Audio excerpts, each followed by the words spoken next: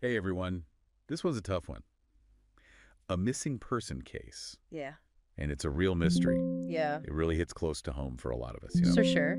We're diving into the disappearance of Ronald Dumas Jr. Dumas. He was 37 years old, Okay. a real estate agent from Huntsville, Alabama, Right. and he vanished Just vanished. without a trace Like a ghost. back on December 15th, 2024. Wow. So let's bring him home. Let's try. This case, man, it's got me stumped. It's like you got this ordinary guy, successful, no enemies that we know of, and then poof, just gone.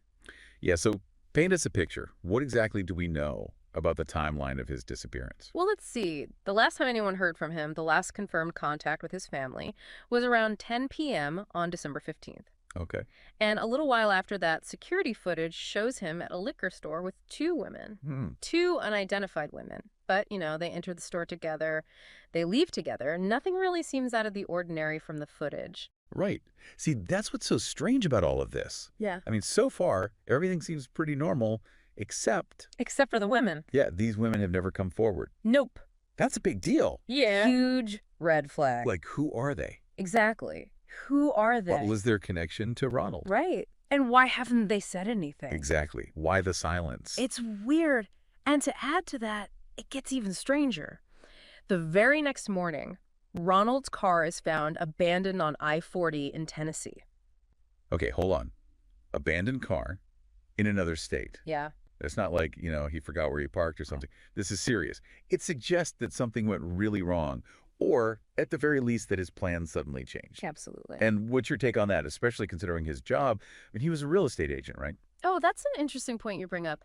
You're right. As a real estate agent, Ronald likely had a pretty good knowledge of the local area. Yeah. So ending up all the way in Tennessee suggests, well, either he was headed there with a purpose or he was taken there against his will. Taken. Yeah. Okay. And what about his phone?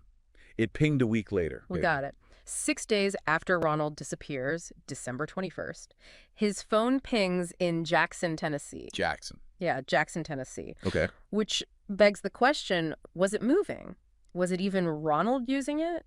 Or was it someone else trying to mislead the investigation? Oh, like a false trail. Maybe. Wow. So it's like they're leaving us breadcrumbs and then the trail just goes cold. Exactly. So what's being done to find Ronald? I mean, what are the investigators doing? Oh, they're pulling out all the stops. You've got multiple agencies involved. Yeah. You've got the Huntsville PD, Right. the Alabama Law Enforcement Agency, the Tennessee Highway Patrol, even the Tennessee Bureau of Investigation. They're all working this case. They're analyzing cell phone data. They're doing helicopter searches. I mean, the whole 9 yards. Wow. And Like his that. family and the community. They've been very active, right? Extremely. I mean, just trying to find him. Yeah, they've organized search parties, held vigils, anything to keep his story in the public eye.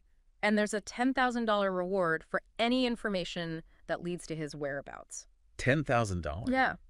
I mean, they're really doing everything they can to bring Ronald home. It really makes you think, what would you do if someone you loved just disappeared like that? Yeah. Would you have the strength to do all that? Yeah. It's hard to say. So where does this leave us? I mean, after all this, what are the biggest questions that are still unanswered for you?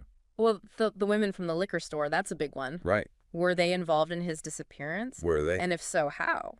Willingly? Yeah. Unwillingly? Right. We don't know. What about a motive? Motive, yeah. What would anyone possibly have to gain from making Ronald disappear? Exactly. It doesn't seem like robbery, right? No. I mean, his car was abandoned. Exactly. Could it be something from his work? His work as a real estate agent. Yeah, as a real estate agent. Like a deal gone wrong. A deal gone wrong?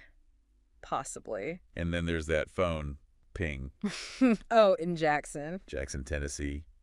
Is there something there that we're just not seeing? A connection? It's possible. It's so important for anyone with even the tiniest bit of information to come forward. Yeah. You never know what detail could be the missing piece of the puzzle. Right. Sometimes it just takes one phone call to change everything. This is definitely a case where every tip could be crucial. It could. So if you know anything, please don't hesitate. Reach out to the authorities. Yeah.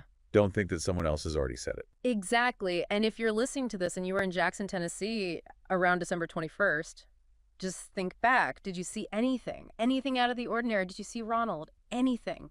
Every detail is important. This case, it's a reminder that people can just vanish. Poof. even in a world where we have so much technology. But let's keep Ronald's story alive. Let's not lose hope. We owe it to him. We owe it Yeah. to everyone who loves him. Thank you for listening to Justice for the Souls podcast. We'll keep following this case. We'll bring you any updates. And for Ronald's sake, and for everyone who's missing, stay vigilant, stay informed. Be aware. Let's bring them home. Yes. All of them. We'll try.